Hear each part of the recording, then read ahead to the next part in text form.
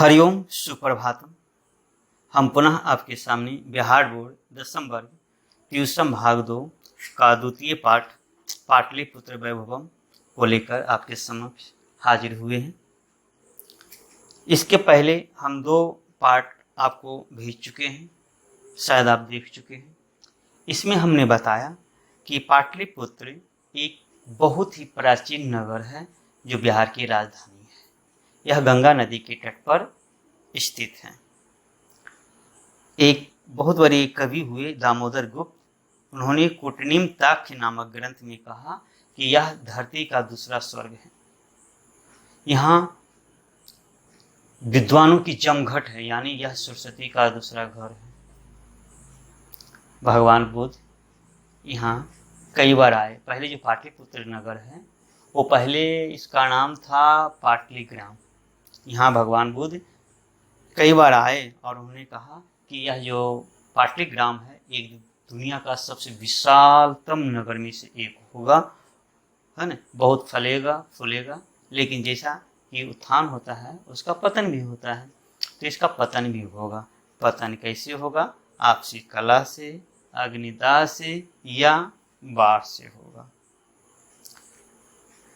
चंद्रगुप्त मौर्य के समय में इसकी नगर की व्यवस्था, शोभा व्यवस्था, रक्षा व्यवस्था अति उच्च कोटि की थी, जैसा यूनान के राजदूत मेगास्थनीय ने अपने संस्मरण ग्रंथ में बताते हैं। अशोक के समय में भी इसकी समृद्धि बहुत ही ज़्यादा थी। एक बहुत बड़े कवि हुए राजशेखर, उन्होंने अपनी ग्रंथ काव्य मीमांसा के भाग कवि शिक्षा में बताया कि यहाँ उपवर्ष, वर्ष, पाणिनि, पिंगल, व्याड़ी, वररुचि, पतंजलि आदि विद्वान यहाँ आए, अध्ययन किए और ख्याति को प्राप्त किया। फिर हमने बात किया कि संस्कृत ग्रंथों में ऐसा इंगित किया गया है कि पाटलिपुत्र का दूसरा नाम पुष्पपुर और कुसुमपुर भी था। पुष्पपुर का अर्थ होता है फूलों की नगरी, कुसुमपुर का अर्थ भी होता है फूलों की नगरी। यहाँ फूलों का बहुत उत्पादन होता था। इससे निष्कर्ष निकलता है कि यह बहुत ही समृद्ध राज्य था। इसका नाम पाटल पुष्पों से भी बना है। पाटल मन होता गुलाब, पुष्प मन होता फूल, पाटल के फूल, है ना।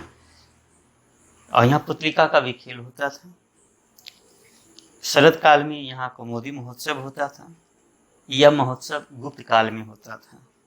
सभी लोग खुशी मनाते थे इसमें, जैसे कि आजकल हम दुर्गा पूजा में मनाते हैं, है ना। फिर समय परिवर्तित हुआ।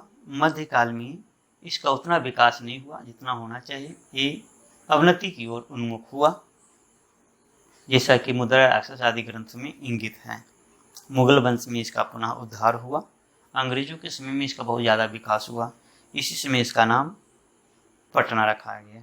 पटना पतन से भी बना है। पतन का अर्थ होता है बंदरगाह। पतन करते करते पटना हो गया। यहाँ की नगर देवी पटन देवी है। यहाँ तक की बात हमने पहले बोल दिया। और ये पुनः इसलिए बोले, एक्सप्लेन नहीं किए, इसलिए थोड़ा सा बोल दिए ताकि जो बच्चे नहीं सुन पाए, है ना, इसको सुन करके पूरे पाठ को समझ सके। अब इसके बाद अंतिम भाग इसका करते हैं और संभव हुआ तो कुछ प्रश्न भी हम देखेंगे। संप्रति पाटलिपुत्रम पटना नाम नगरम अति विशालम वर्तते, बिहारस्य राजधानी च अस्ति। इस समय पाटलिपुत्र पटना नगर बहुत विशाल है और आज यह बिहार राज्य की राजधानी भी है। अनुदिनम नगरस्य विस्तारः भवति। दिनों दिन इस नगर का विस्तार होते जा रहा है। अस्य उत्तरस्याम दिशि गंगा नदी प्रवहति।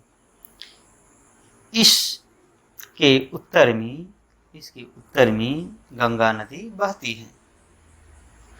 तस्या ऊपरी गांधी सेतूनाम एशिया महादेशस्य दीर्घतमा सेतु किंच रेलयान सेतुरपि निर्मीयमानो वर्तते। इसके ऊपर गांधी सेतु पुल, जो एशिया महादेश का सबसे बड़ा पुल है, बना है और इस पर अनेक रेलयान के लिए पुल भी बन रहे हैं। और जब हम बात कर रहे हैं तो बहुत सारा बन चुके हैं।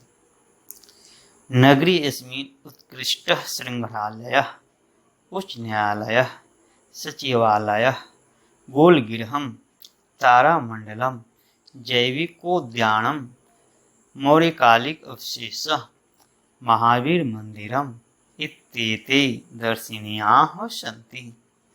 इस नगर में उच्च कोटि के संग्रहालय, उच्च न्यायालय, सचिवालय, गोलघर, तारामंडल, जैविक उद्यान, मौर्यकालिक अवशेष, महावीर मंदिर आदि दर्शनीय स्थल हैं।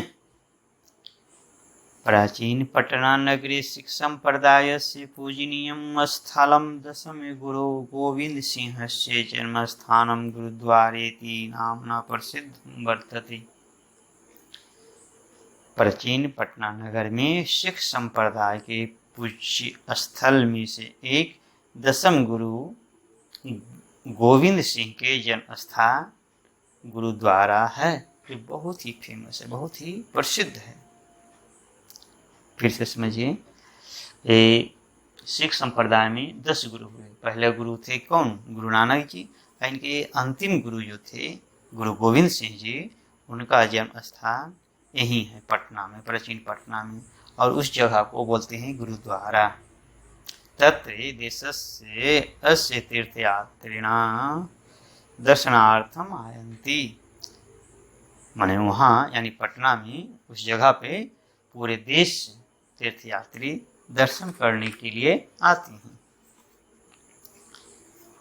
एवं पाटलिपुत्रं प्राचीन कालात् अद्यावधि विभिन्नेषु क्षेत्रेषु वैभवं धारयति। सर्वं च संकलितरूपेण संग्रहालये दर्शनीयम् इति। और आज यह जो पाटलिपुत्र है प्राचीन काल से लेकर अभी तक विभिन्न क्षेत्रों में वैभव को, ऐश्वर्य को धारण कर रहा है। इसका संकलित रूप संग्रहालय में देखने योग्य है ना? इसका दर्शन कर सकते हैं। पर्यटन मानचित्र नगर इदम महत्वपूर्णम। पर्यटन के क्षेत्र में भी यह नगर बहुत ही महत्वपूर्ण है। तो प्यारे बच्चे, हमने इसको पूरा कर दिया है। अब जरा चाहें तो इसका मौखिक भी देख लीजिए, है ना? लिखित हम अगले दिन करेंगे, तो मौखिक ही देख लीजिए। और मौखिक से करने के पहले कह कौ केवला याद कर लीजिएगा, है ना? तो अगले भाग में बात करेंगे। मौखिक में है कि पाटलिपुत्र नगरस्य विषये द्वे वाक्ये संस्कृत भाषाया वदत्। यानी पाटलिपुत्र नगर के विषय में 2 वाक्य संस्कृत भाषा में बोलिए। तो बोल रही बहुत, ये तो जितना है पूरा पाटलिपुत्र पर ही है पाठ, बोल सकते हैं। पाटलिपुत्रम बिहार राज्य से राजधानी अस्ति। दूसरा वाक्य बोल सकते हैं, इदम नगरम गंगा नदी तटे, इदम नगरम गंगा तटे स्थितम अस्ति, है ना? अब दूसरा देखिए, अधोलिखितानां समस्ते पदानां विग्रहं वदत्। अब नीचे दिए गए शब्दों का, समस्त पदों का विग्रह बोलिए। सचिवालय, सचिवानाम आलय। गोलगृहम, गोलम तत् च गृहम। महीतल तिलकम, महीतलस्य तिलकम। महानगरम, महत तत् च नगरम। तो चूंकि अभी समास बताए नहीं, तो इसलिए इसका विग्रह में ज़्यादा दिमाग नहीं लगा रहे हैं, सामान्य भाषा में बोल दे रहे हैं, आंसर दे रहे हैं। जब इसको पढ़ेंगे तो डिटेल में जानेंगे। संधि विच्छेदम वदत्। संधि विच्छेद बोलिए। नगरेषु अन्यतमम, नगरेषु जोर अन्यतमम। ग्रामोऽयं, ग्रामः जोर अयं। कालांतरेण, काल जोर अंतरेण। पटनेति, पटना जोर इति। निर्गतः, निह जोर गतः। तो बच्चे ये ज़्यादा फिर बोलेंगे तो लंबा हो जाएगा, तो लिखित का एक और पार्ट बनाएंगे, है ना? उसके बाद एक अध्याय खत्म हो जाएगा। अगर आपको पसंद आया वीडियो तो निश्चित रूप से सब्सक्राइब करें, ताकि हमें और बनाने का मन करे और हमारे बच्चे जो वीडियो बना रहे हैं वो और ज़्यादा उत्साहित हों। धन्यवाद। आपका दिन शुभ हो।